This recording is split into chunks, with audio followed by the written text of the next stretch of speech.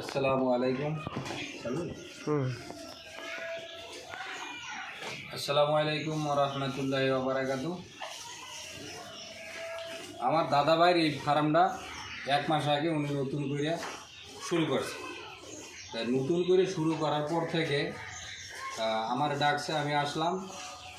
তো আমি ওনাকে একটা কথাই বলছি যে ফার্মে গরু যখন উঠাইবেন, এই উঠাবার পর থেকে স্থান পরিবর্তন হওয়ার কারণে গরু একটু ঝুঁকির ভিতরে থাকে, ভাইরাস দেখা যেতে পারে, জ্বর কাশি হইতে পারে, তো খাবার কম খাইবে। এই যে খাবার কম খাইবে, জ্বর আইবে, এটার ভিতরে একটু চিকিৎসা বা ট্রিটমেন্ট দিতে হবে।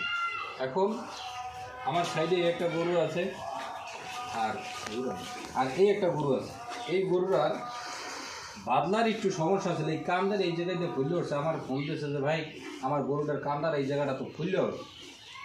তা আমি এই চিকিৎসা দিলাম, মাসাল্লাহ এখন ঠিক আছে, প্রত্যেকটা গরুই এখন ঠিক আছে, এখন আর কোনো ঝামেলা নেই। এরপরে আমি সব গরুগুলা কিডনি এবং লিভারের ইনজেকশনগুলো দিয়ে দিছি।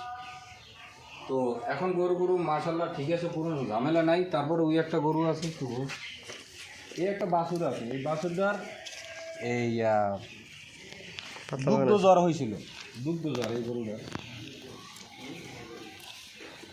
এই গরুটার দুগ্ধ জ্বর হয়েছিল, তো চিকিৎসা দিয়েছি 1 সপ্তাহের ভিতরে। এই বাছুরটা ঠিক হয়ে গেছে, এখন আর কোনো সমস্যা নাই। বাছুর এখন সুস্থ, আগা গোবর টোবর সব ঠিক আছে, কোনো ঝামেলা নাই। সব গরুরে কৃমি এবং লিভার ইঞ্জেকশন দিয়ে দিয়েছি, এখন সব মোটামুটি সুস্থ আছে, এখন আর কোনো সমস্যা নেই। উনি গাজীপুর রোড, ওনার নাম ওই যে মিজান কমিশনার, ওনার ফার্ম। এই একটা নতুন ফার্ম উনি করতে আছে। এইটাই দেশি আর ডিশের গরু উঠে, এইটাই। আর এইটাই বাইরের গরু। হ্যাঁ, তাও এখন মোটামুটি সুস্থ আছে, কোনো সমস্যা নেই।